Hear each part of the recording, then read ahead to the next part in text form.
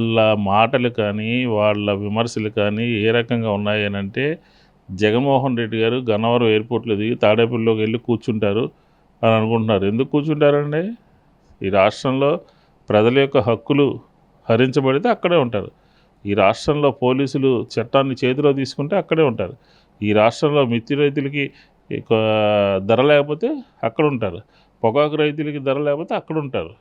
ఎక్కడ ప్రభుత్వం అసమర్థత, నిర్లిప్తత ఉంటే వారి పక్షాన నిలబడటమే వైఎస్ జగన్మోహన్ రెడ్డి గారి యొక్క ఆలోచన. కాబట్టి ఈ రాష్ట్రంలో వెన్నుపోటు దొంగలెవరో తెలుసు. ఈ రాష్ట్రంలో పార్టీని లాక్కున్నోళ్ళు ఎవరో తెలుసు. ఈ పార్టీలు గంటకు ఒక పార్టీతో ఉండేవాళ్ళు ఎవరో తెలుసు.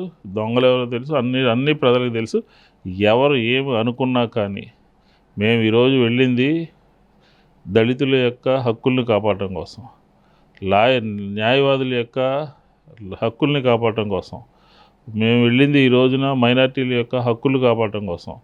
పోలీసులు చట్టాన్ని తన చేతిలో తీసుకుని బూటకాలతో తంతా ఉంటే బహిరంగంగా డే లైట్లో ఆ చర్యల్ని సమర్థించడం కోసం కదా, ప్రశ్నించడం కోసమే ఈరోజు మేము వెళ్తున్నాం. కాబట్టి వాళ్ళు ట్రోల్ చేసుకోనండి. వాళ్ళు చేసుకున్నంత మాత్రాన 40% ఓట్లునే మాకన్నా 10-12% ఎక్కువ వచ్చినాయి. మాకన్నా 20% పైగా ఓట్లు ఇప్పటికే పోయినాయి వాళ్ళకి.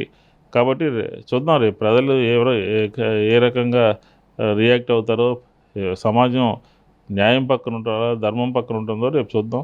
కాబట్టి తెలుగుదేశం గురించి, జనసేన గురించి, మాకు పోటీగా పెట్టే కార్యక్రమాల గురించి మేము ఆలోచన చేయట్లేదు.